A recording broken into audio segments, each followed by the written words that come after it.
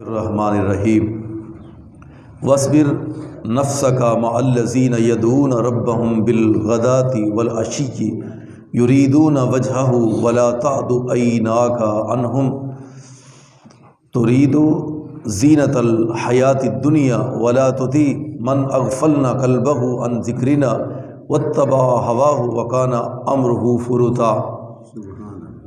سورہ الکاف آیت نمبر 28 15واں پارہ۔ اللہ تعالیٰ نے اس سے پہلے اصحاب کاف کا جو واقعہ تھا اس کو مکمل کیا ہے۔ اصحاب کاف کی ساری بات کو مکمل کر کے اللہ تعالیٰ نے آخر پر اس آیت کو بیان فرمایا، اور اس میں جو آخری یہ اب 2-3 آیات ہیں ان کے اندر نیک بندے ان کا بھی آگے تذکرہ ہے، اور یہاں پہ وہ بندے جو ناکام ہوں گے اور ان کو سزا کیسی ملے گی اللہ نے اس کا ذکر کیا۔ وَاصْبِرْ نَفْسَكَ مَعَ الَّذِينَ، آپ اپنے آپ کو ان لوگوں کے ساتھ لگائے رکھو، يَدْعُونَ رَبَّهُمْ بِالْغَدَاةِ وَالْعَشِيِّ، جو اپنے رب کو صبح بھی پکارتے ہیں اور شام کو بھی پکارتے ہیں۔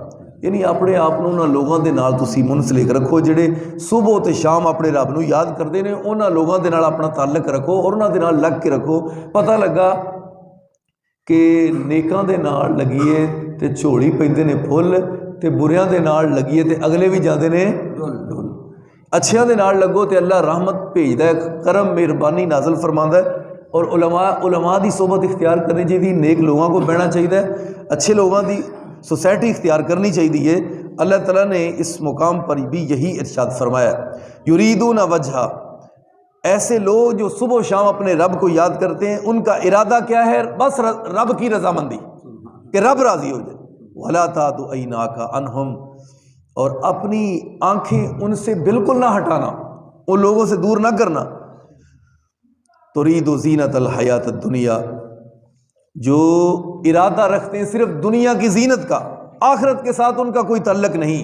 وَلَا تُطِعْ مَنْ أَغْفَلْنَا قَلْبَهُ عَنْ ذِكْرِنَا، اور ان لوگوں کا بھی کہنا نہیں ماننا جن کا دل ہم نے اپنی یاد سے دور کر دیا، غافل کر دیا، ان کو ان کے پاس بیٹھنا بھی نہیں اور ان کی بات کو بھی نہیں ماننا۔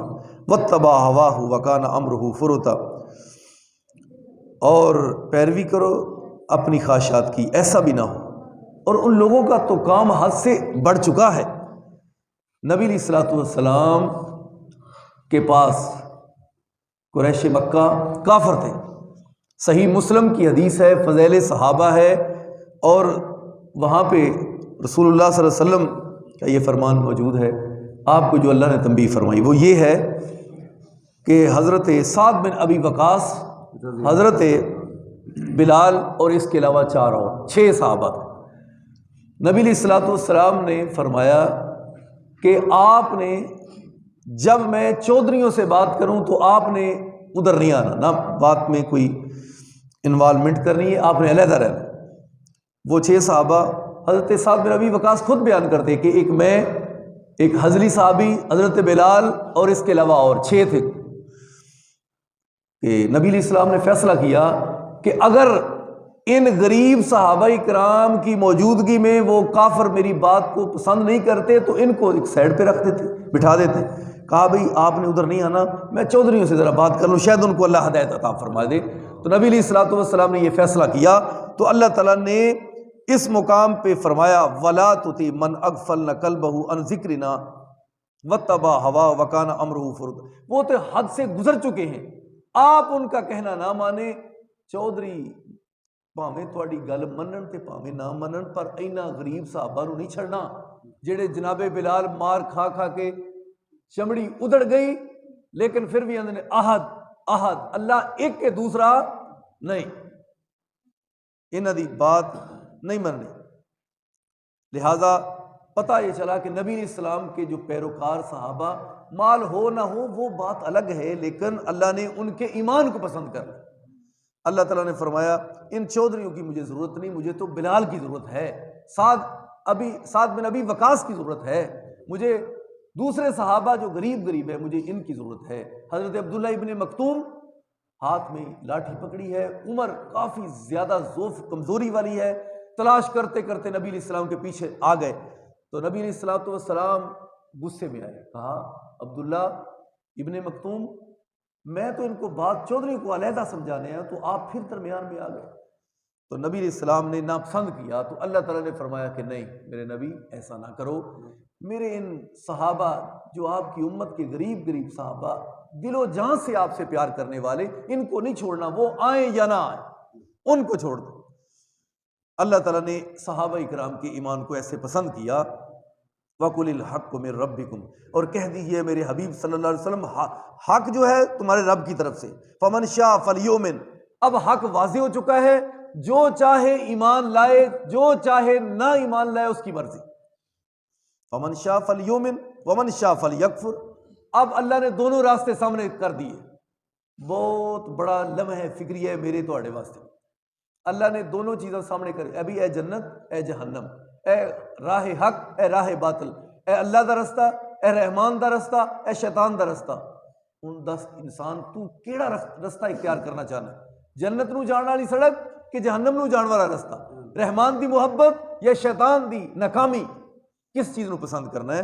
اللہ تعالیٰ نے فرمایا بھئی اب ہم نے دونوں راستے تمہارے سامنے رکھ دیے، وَقُلِ الْحَقُّ مِن رَبِّكُمْ فَمَنْ شَاءَ فَلْيُؤْمِنْ وَمَنْ شَاءَ فَلْيَكْفُرْ، چاہو تو ایمان لاؤ چاہو تو کفر کرو، اب تمہاری مرضی۔ یہ انسان کو اللہ نے اختیار دیا۔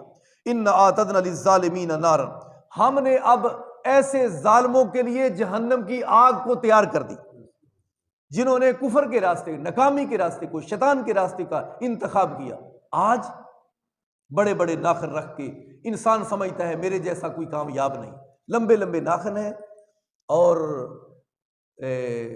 بائیں ہاتھ سے پانی پی رہا ہے، کھڑے ہو کر کھا رہا ہے اور جیسے جانور کھاتے ہیں، اور ہر کام میں رسول اللہ کی مخالفت، تو ایسا بندہ ناکام ترین ہے زمانے کا۔ کامیاب کون ہے؟ جناب عمر ہیں، اور ادھر گئے ہوئے ہیں سارے ملکوں کے سفیر وزیر اور بادشاہ اکٹھے ہیں، تو دسترخوان پہ کھانا کھانے بیٹھے، تو جناب عمر رضی اللہ تعالیٰ عنہ کے ہاتھ سے چھوٹا سا لقمہ گر گیا، چھوٹا سا ایک ذرہ کھانے کا زمین پہ گرا، جناب عمر نے اٹھایا، صحابہ ایک دوسرے سے دیکھ رہے ہیں، پریشان ہیں کہ نہیں ہمارے امیر المومنین یہ نہ کام کرتے تو ٹھیک ہی تھا، آج تو بڑے بڑے وزیر امیر بادشاہ ملکوں کے اکٹھے ہیں۔ تو جناب عمر رضی اللہ تعالیٰ عنہ جان گئے، تو فرمانے لگے میں ان لوگوں اور دنیا دار حکمرانوں کو دیکھ کر میں نبی کی سنت کو چھوڑ دوں؟ یہ ہو نہیں سکتا، کیوں بنا آسمان والا کہے۔ نبی علیہ السلام نے فرمایا عمر مجھے تیری اللہ کی ذات کی قسم جس کے قبضے میں میری جان ہے محمد صلی اللہ علیہ وسلم کی، رب نے کہا ہے تمہارا عمر جس راستے سے گزر جاتا ہے شیطان وہ بائی پاس ہی چھڑ جاتا ہے۔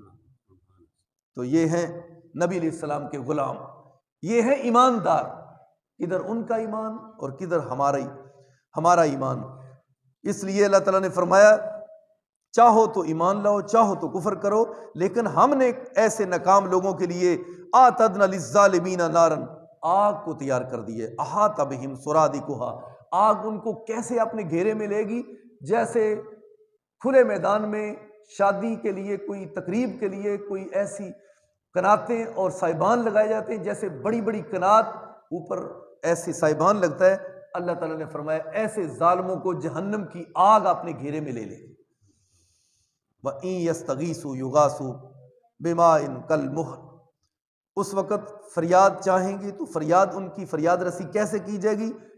ایسے جہنم کے پانی سے کی جائے گی، بِمَاءٍ كَالْمُهْلِ يَشْفِي الْوُجُوهِ، اللہ تعالیٰ نے فرمایا تلیچھل تیل ہوتا ہے جس کو کڑاہے میں گرم کیا جائے، اللہ تعالیٰ نے اس گرم تلیچھل تیل کی مثال جہنم کے پانی کے ساتھ دے کر کی، کہا ان کی فریاد رسی اس سے کی جائے گی، جب وہ پئیں گے تو کیا ہوگا؟